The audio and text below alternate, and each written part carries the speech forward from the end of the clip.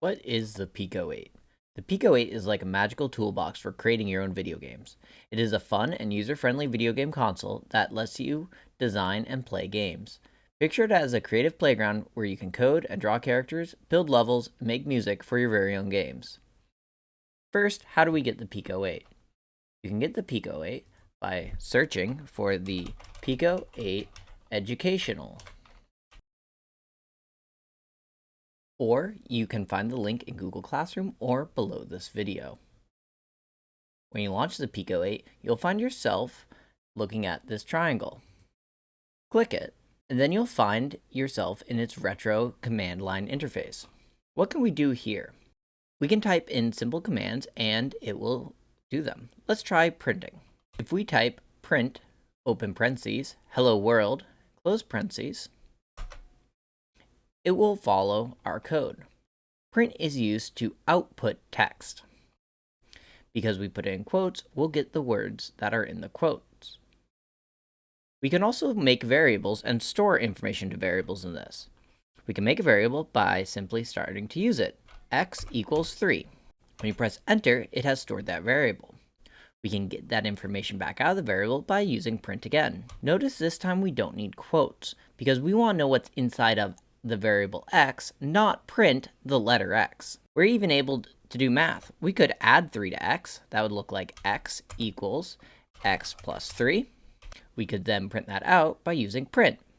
I've already typed print recently though. If I hit the up arrow on my keyboard, I can get the last thing I ran and then the command before that.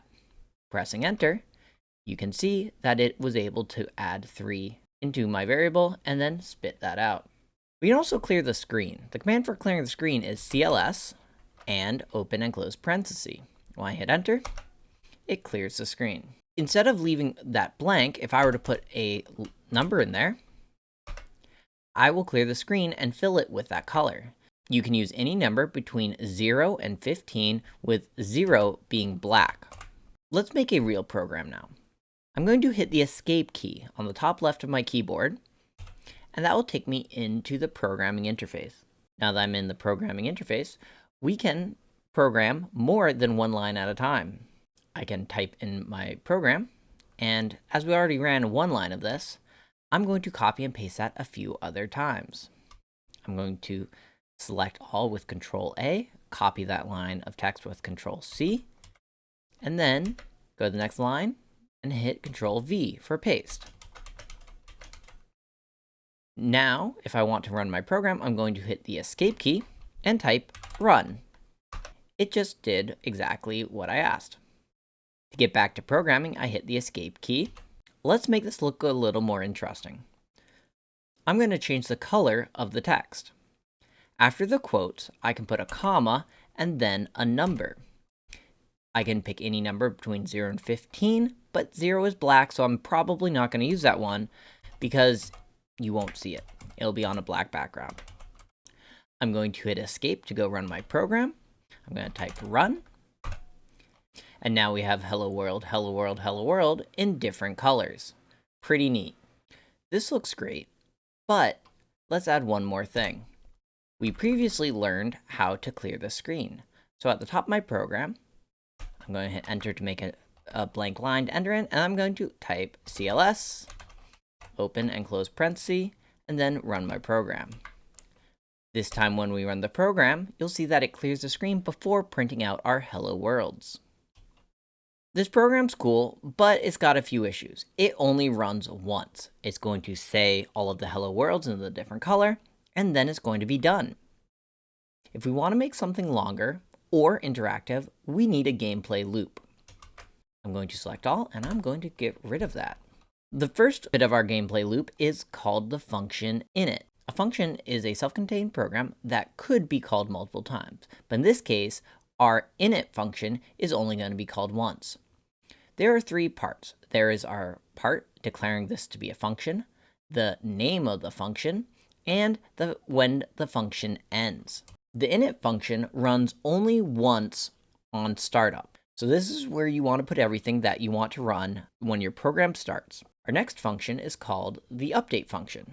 Just like before, we're going to type function to declare that this is a function. We're going to type its name, underscore update, and then we're going to have our end to declare that this is the end of the function. The update function runs 30 times a second. This is where the program is going to read user inputs like key presses, and where it's going to run the game logic. It's going to update to figure out what the user did and how that affected the game world. Our last function is function draw. This also runs 30 times a second, and this runs right after update. This is where your program creates its outputs, such as pictures. Let's try using this to make a small program. I'm going to make a program that counts up. First thing we need to do is we need a way to count. So that's a variable. So I'm going to make a variable called x and make it equal to 0. That's all we need for our init. So when our program runs for the first time, next up we'll have our update function. And in our update function, we're going to increment our x, or add 1 to it. So we're going to say x equals x plus 1. This might be a little different than how you've seen variables incremented in the past, but this makes sense. Whatever we want x to be, whatever x used to be, plus 1. Store it into x. Now our function draw. We're going to print x. Remember, we don't need quotes around the x because we don't want to print the letter x. We want to print what's in x. Let's run our program and see if it works. Hit the escape key and type run. If you did everything right, you will see your program counting up. And this will continue to count for quite a while. To end our program early, we can hit the escape key and it will stop the program where it is. And if we hit the escape key again, we will be back in our programming interface. Let's see how we might be able to make this a little more interesting. It might be fun if instead of just counting up, it counted up in random colors. For that, we need another variable. Let's call this variable text color. And we're going to just set it to start with a value of 1. But in our function update, we're going to randomize that text's color. We're going to say text color, and it's going to be equal to, and now we need a new command. We're going to use the random number command.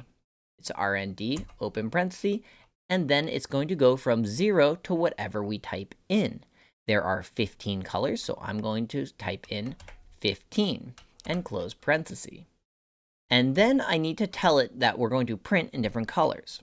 If we put a comma after the x and then type in our second variable, it's going to print whatever's in x with the color that is held in text color. Let's see that happen now. I'm going to hit escape and run my program. Now I have a rainbow of different numbers flashing by. Let's save our program. To stop the program, I hit the escape key, and now we are back at our command line interface. I can type save and give my program a name. I'm going to call it count. When I hit enter, you'll see that we just downloaded a file called count. Now that we've safely downloaded that file, we can reboot the Pico 8 by typing reboot.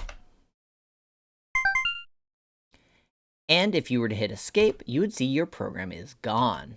However, because we just saved it, we can load it with the command load. We can select our program and it will load it. When we hit escape this time, we'll see that our code is all back where it used to be. This will allow you to work on your program for more than one day.